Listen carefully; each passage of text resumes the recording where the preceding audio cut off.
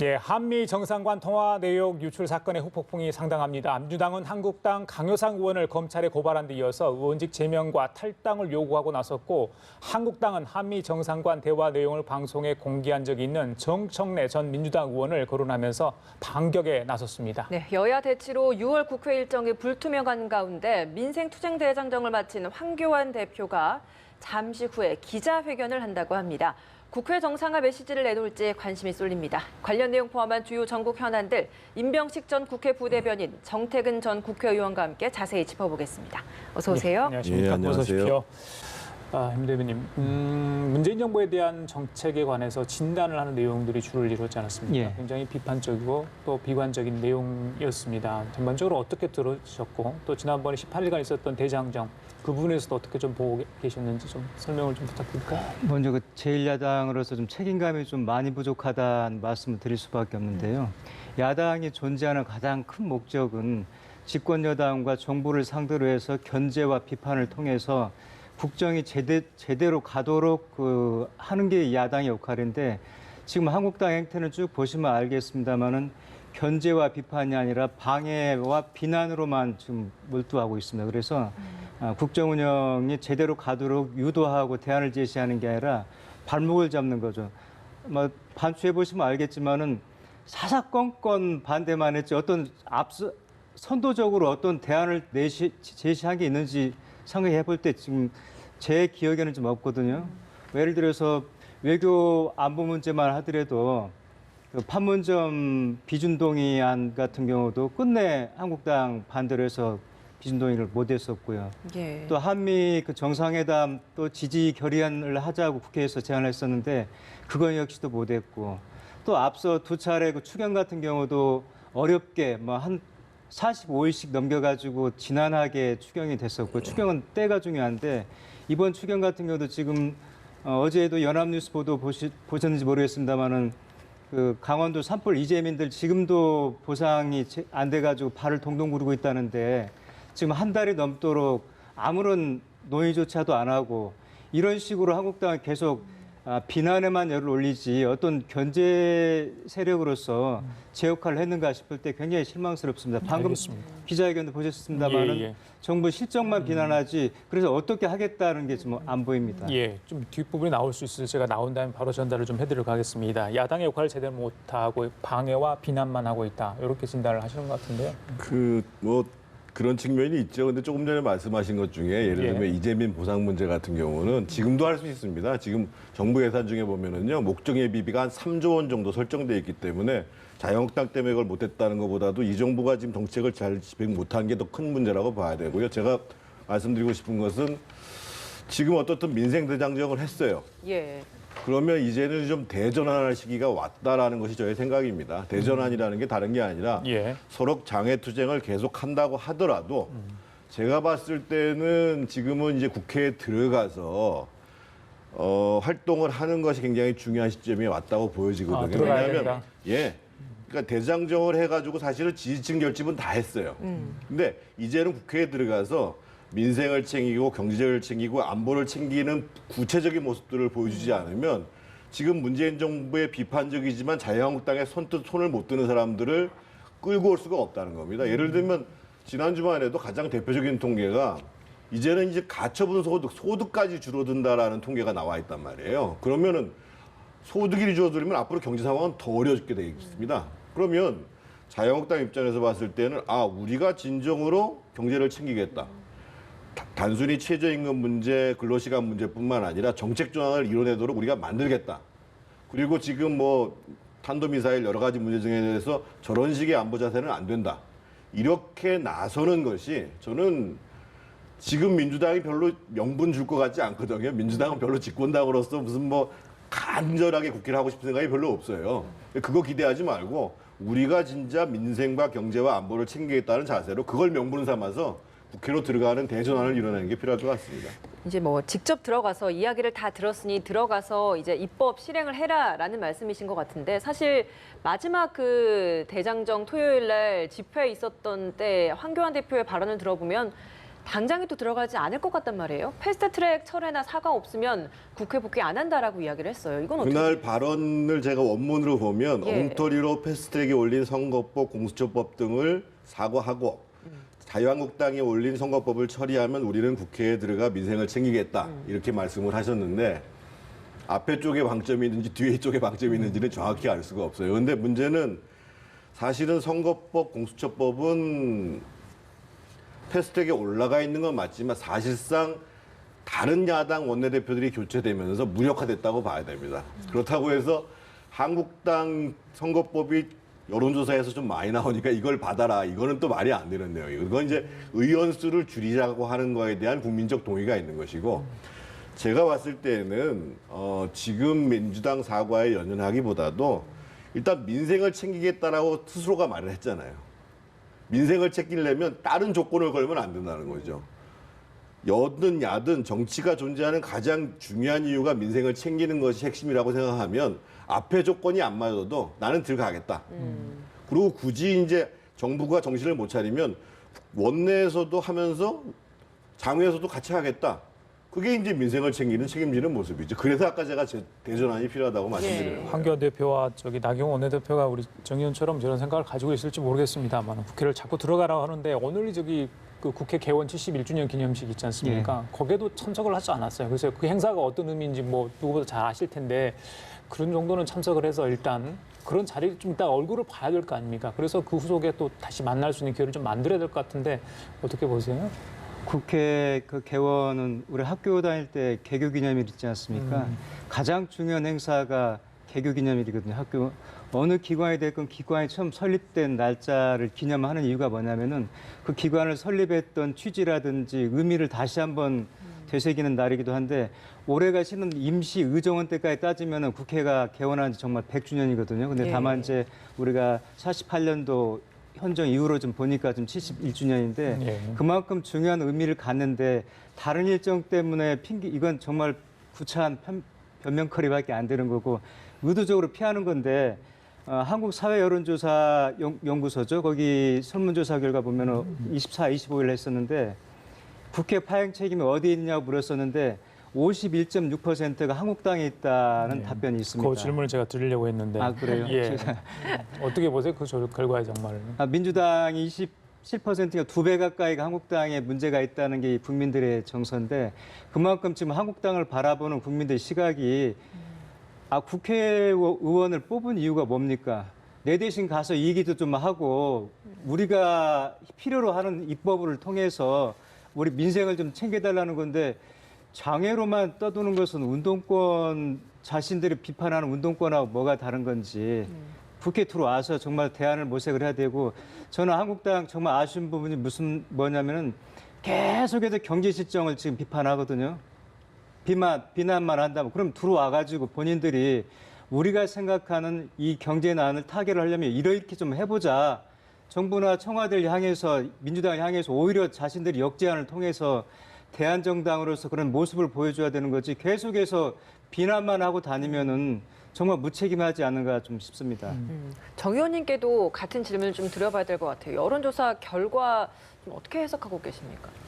그 여론조사에서 국회 파행의 책임이 한국당에 있다는 게 51.6%였는데요. 똑같은 조사에서 대통령에 대한 국정 지지도가 얼마 나왔냐면 51.8% 나왔습니다. 그 얘기는 무슨 얘기냐면 지금 문 대통령의 국정 운영을 지지하시는 분들은 어떻든 국회 파행의 책임이 자유한국당에 있다고 보는 겁니다. 반대로 한국당에 대한 지지도는 19%가 나왔는데 민주당이 그 국회 파행에 책임이 있다고 하는 것은 27%가 나왔거든요. 그 얘기는 무슨 얘기냐면 바른미래당이나 평화당을 지지하시는 분들 상당수들은 민주당의 책임이 있다고 얘기를 하시는 겁니다. 그래서 이 여론조사를 가지고 국회 파행에 누가 책임이 더 많냐라는 것보다도 제가 늘 강조드리는 것은 결국 국정 운영을 최종적으로 책임지는 데는 청와대와 집권당입니다.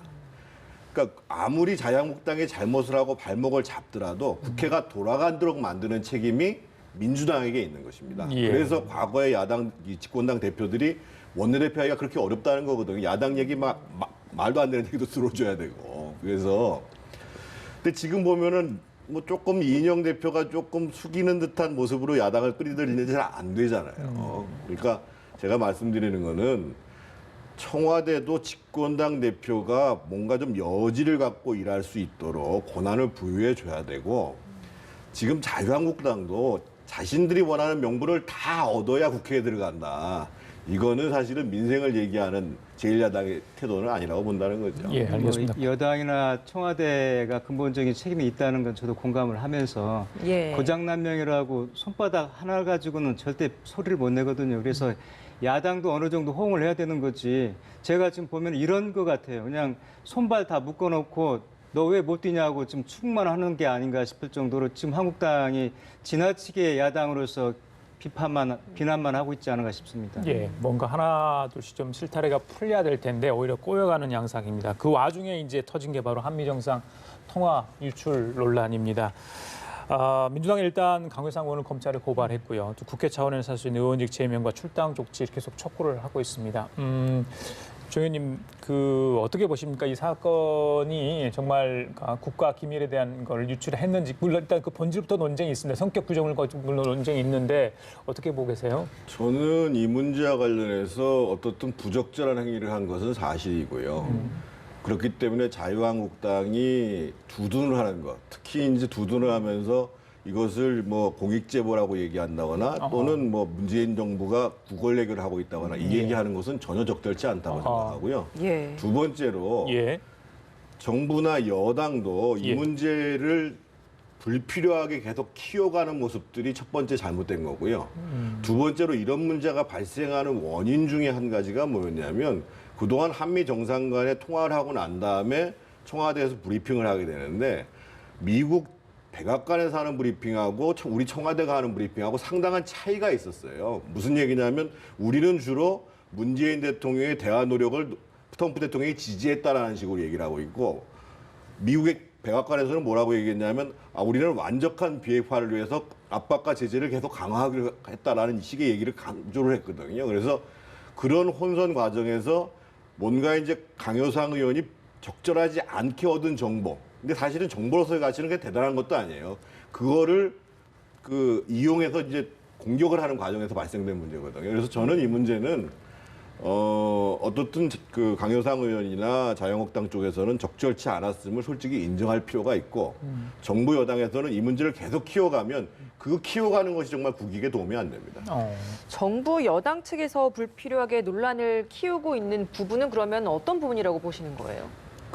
첫 번째로 오늘 들어왔다고 하는 첫 번째 유출하신 분은 분명하게 현행법을 위반했고 그래서 공무원으로서 엄정 중계를 받아야 되고 사법적 처벌도 받을 가능성이 있어요. 예. 그런데 이거를 강효상 의원이 그것을 폭로인지 뭐 누설인지는 모르겠습니다만 그것이 국가기밀에 해당한다라고 그래서 위법하다라고 판단하는 거에 대해서는 상당한 논란의 여지가 있다는 겁니다. 무슨 얘기냐면 예.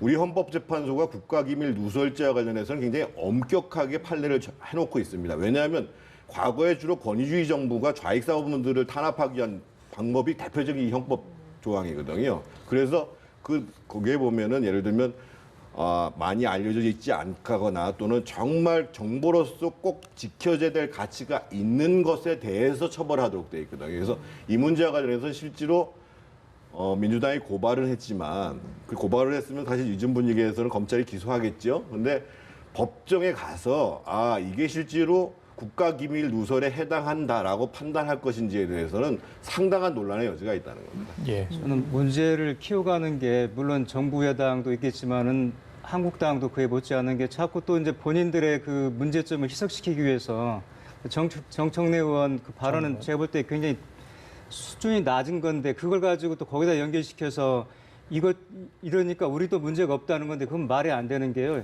이전까지 한국당이 보여줬던 망언이라든가 막말하고는 차원이 다른 거거든요. 이건 국가 기밀을 누설한 건데 왜 이걸 국가 기밀 1급, 2급, 3급을 분류를 해놨겠는가를 생각을 해볼 때 그만큼 중요하다는 거고 이게 이제 우리 일반인들은 이렇게 그런 정도 별 내용도 없던데라고 할 수 있겠습니다만은 반기문 유엔 사무총장이라든지요. 또 김숙 유엔 대사도 오늘 아침 인터뷰에서 그렇게 얘기를 했더라고. 있을 수 없는 일이라고. 또 천영우 이명박 정부 때 자신들 정권 때 외교안보수석을 했던 분조차도 사법 처리까지 해야 된다고 출당 조치를 하라고 그럴 정도니까 우리들이 느끼는 거하고 이런 전문가들이 볼 때는 특히 윤상현 의원 같은 경우는 지금 한국당에 소속된 외통위원장인데도 불구하고 그분도 외통위원장을 하니까 그게 문제가 심각하다는 걸 보이는 거거든요. 그래서 예. 이건 그냥 넘어가고 뭐 막말하고 이거하고는 달라서 좀 심각하게 알아야 되는데 아직도 이게 뭐 공익제보라든지 무슨 뭐 알 권리라든지 굉장히 유치한 말장난을 일관하는데 정말 국민 정서에 부합하게 한국당에서 그런 사후 조치를 해야 되지 계속해서 정청래 의원 끌어들여가지고 정청래 의원 것도 제가 뭐 다 아시겠습니다만은 방송 녹화 전날에 청와대에서 브리핑을 한 걸 가지고 인용을 해서 한 거고 또 청와대 홈페이지에 다 게재가 된 거 아닙니까? 그걸 가지고 본인이 이제 방송 나가다 보니까 좀 과시를 좀 하고 싶었겠죠. 예. 내가 정부에 이만큼 접근해 있고 나 그만큼 현 정부에서 좀 잘 나간다. 이거 보여주기 한 정도인데 그걸 가지고 경광부회로 끌어들여서 걸고 넘어가는 것은 굉장히 바람직스럽지 못하다. 로데이터, 온본 자료를 다 가지고 있다 이렇게 몇 이렇게 말하다 가지는 좀 보니까 말씀을 좀 드려야 될 것 같은데요. 예. 일단 사실 대통령과의 정상 간의 대화가 나오는 것은 바람직하지 않은데 미국 같은 경우에 사실은 트럼프 대통령이 작년에 우리 대통령하고 통화한 다음에 그걸 트윗에 올렸습니다. 그리고 이제 미국 같은 경우에는 특히 2017년 같은 경우에는 트럼프 대통령이 호주 수상, 멕시코 대통령하고 통화한 통화 전체가 유출된 경우도 있습니다. 근데 과연 이번에 그러면 강효상 의원이 얘기한 그 내용이 정말 국익에 반하는 것인가라는 거하고 관련해서 견해의 차이가 존재하는 거거든요. 그러니까 아까도 말씀드렸던 것처럼 지금 뭐 김숙 씨라든지 반기문 전 총장이라든지 여러분들이 얘기하는 것 중에서 외교 공무원 그것도 고위급의 공사가 그것을 유출하는 것은 있을 수가 없는 일입니다. 그런데 강효상 의원이 5월 7일 날 대통령 통화가 있었고 5월 9일 날 발표한 내용은 우리가 정상회담을 요청했는데 미국 대통령이 일본을 들렸다가 우리 대통령을 만나주기를 바랬는데 안 됐다더라 그 내용이거든요. 근데 그거는 이미 기자들도 다 취재를 하고 있는 상황이었어요. 그래서 실제로 그 기사가 별로 가치가 없어가지고 그날 당일 몇몇 언론만 보도됐고 보도 자체가 안 됐던 거예요. 그러다가 이게 어디서 문제가 됐냐면 5월 22일 날 청와대가 외교부가 같이 감찰을 해서 그 K공사라는 분이 유출했다라는 것이 밝혀지면서 대대적인 문제가 제기된 겁니다. 그래서 아까 제가 말씀을 드리는 거예요. 강효상 의원이 행위에 대해서는 이후에 법적으로 충분히 논란이 될 수가 있다. 유죄가 될 수도 있고 무죄가 될 수도 있다. 그건 그대로 놔둬두시고 과연 이 문제를 계속 키우는 것이 국익에 계속 여당에서 하는 얘기가 앞으로 한미 간에 있어서 정보교류에 어려움이 있을 수 있다 얘기를 하면서 이 문제를 왜 키워가냔 말이에요. 그게 답답하다는 거예요. 그러니까 아까 말씀하신 정청래 전 의원 사안하고 좀 차이가 있다고 보시는 거예요? 정청래 전 의원 사안은 제가 보기에는 아마 자유한국당에서 정청래 의원 고발할 것 같아요. 고발할 것 같은데 결국 문제는 저도 그 영상을 봤거든요. 예. 그러니까 정청래 의원 스스로 한 얘기에 문제가 있는 거예요. 그러니까 본인은 로데이터를 받아봤다고 얘기를 해가지고 하태경 의원이 물어보니까 녹음이 아니고 녹취록을 갖고 있다 이렇게 얘기를 했거든요. 우리가 통상 녹취록이라고 한다면 전문을 갖고 있다는 얘기거든요. 근데 제가 봤을 때도 전문을 안 가졌을 수도 있고 가졌을 수도 있어요. 결국은 그건 이제 나중에 조사를 받게 되면 당신이 핸드폰에 다운받았다는 게 도대체 뭐냐, 진짜 청와대 홈페이지에서 다운받았다는 건지 아니면 다른 녹취 파일을 받았다는 건지 이 문제인데 본인은 뭐 자기가 문학적 상상력에다가 거기다가 뭐 양념 소금을 넣어가지고 했다고 봐서는 뭐 알 수가 없는 거죠. 네, 어제자 보도 보셨겠습니다만 이미 뭐 6월 말에 이제 트럼프 대통령하고 뭐 이렇게 방한 일정이 좀 논의 중인데 우리 미국 대사관하고 이미 미국 관료들이 대화를 안 한다는 거 아니에요. 뭐 이제 방문하려면 사전 조율도 해야 될 게 많은데 그래서 이제 말씀하신 것처럼 빨리 이게 조기에 마무리하는 건 좋은데 저는 오히려 이번 기회에 이 우리 사회에 아주 뿌리 깊은 연고주의, 고등학교 이게 동문회 정도로 인식을 한 거지.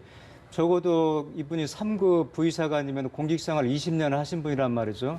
공무원 1년짜리만 돼도 국가기밀 누설하면 안 된다는 것을 공무원들 기본으로 알고 있는 상식인데 이걸 정치인한테 주었을 때 어떻게 활용될 거라는 걸 뻔히 보이는데 그걸 했다는 걸 볼 때 외교부 공무원들 지금 이미 여러 차례 누적이 됐었는데 이런 외교부의 기강회의를 좀 바로잡는 계기로 좀 잡아야 되겠고 예. 나아가서는 국가 전체적인 공무원들의 어떤 기강 문제 예. 이게 무슨 군기 잡는다는 게 다른 게 아니라 우리가 국정을 운영하는 데 있어서 불필요한 일들을 자꾸 잡음을 만들게 되면은 본질은 왜곡되고 다른 데서 불이 붙거든요. 그러다 보면은 할 일을 못 하게 되는 거죠. 그래서 공무원들한테 기밀 엄수를 요구하는 게 그래서 하는 건데 이번 기회에 이제 그런 걸 좀 봐야 되겠고 뭐 강경화 장관이라든지 조윤재 그 주미대사죠. 그분들도 저는 어쨌든 약간의 그 공동 책임을 좀 져야 되지 않는가. 그 하급자한테만 떠넘길 일이 아니고 이미 뭐 하임리 법칙이라 1대 29대 300 그래가지고 큰 사건 일어날 때는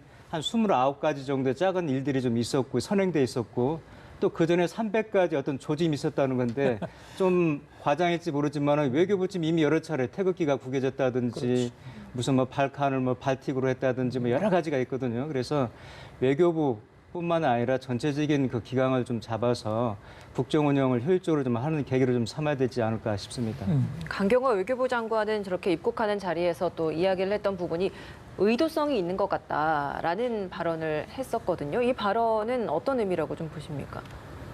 본인의 책임을 면하기 위해서 한 얘기죠. 그러니까 지금 주미 대사도 대통령이 임명하신 분이고 어떻든 전체 공간을 책임지고 있는 위치에 있는 분이 강경화 장관이거든요. 그래서 이 정도의 사태가 벌어졌으면 장관은 들어오면서 정말 외교를 총괄하고 있는 사람으로서 죄송하다. 이게 우리가 이제 똑같이 장관이라고 얘기합니다만 외교장관은 좀 다릅니다. 사실은 다른 나라에 가면 거의 국가 수반에 준하는 대우를 받는 사람입니다.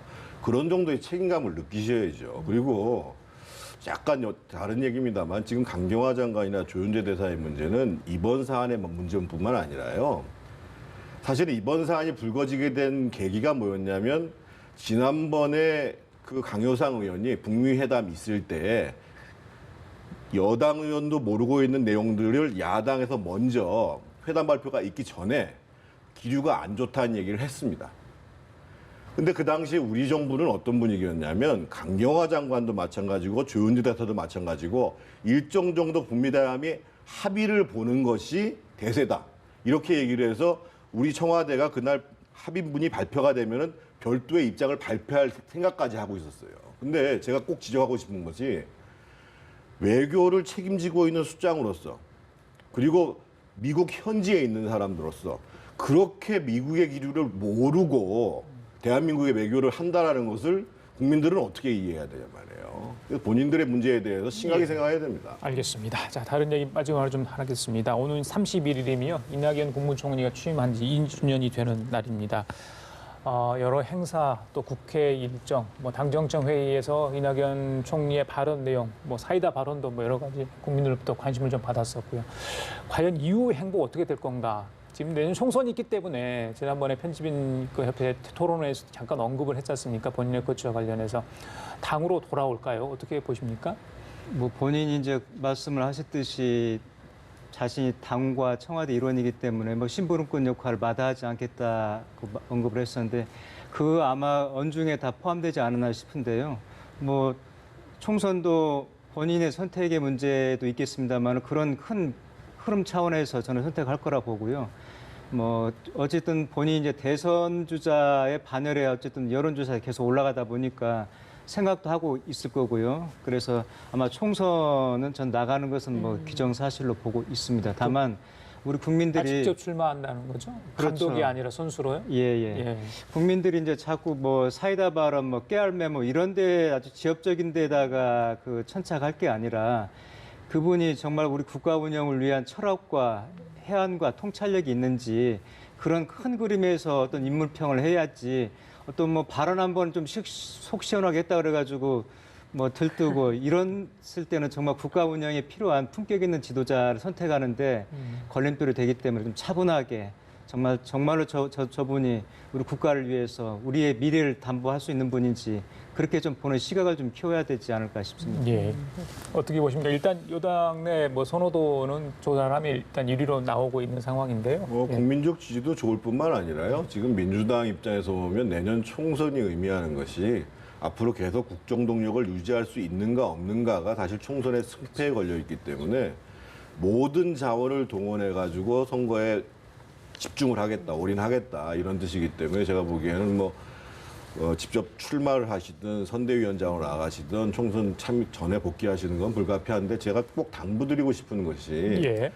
우리 청와대가 지금 청와대 내부에 사실은 쓴소리하고 직언하는 참모가 없잖아요. 그나마 지금 이낙연 총리가 최근 경제 문제 같은 경우도 실상이 좀 다른 것 같더라라고 쓴소리를 하시는 거거든요. 그래서 계시는 동안에 정말 뭐 대한민국의 책임 총리라는 건 없습니다만 어떻든 이 국정이 지금 잘못 가는 문제에 있어서 좀 제대로 쓴소리를 좀 해주시고 바로잡아 주시는 역할을 좀 하시면 국민들로부터 지지를 더 많이 받지 않을까 이런 생각해 봅니다. 그래요. 알겠습니다. 지금까지 임병식 전 국회 부대변인, 정태근 전 국회의원 두 분과 함께 얘기 나눠봤습니다. 말씀 잘 고맙습니다. 들었습니다. 네.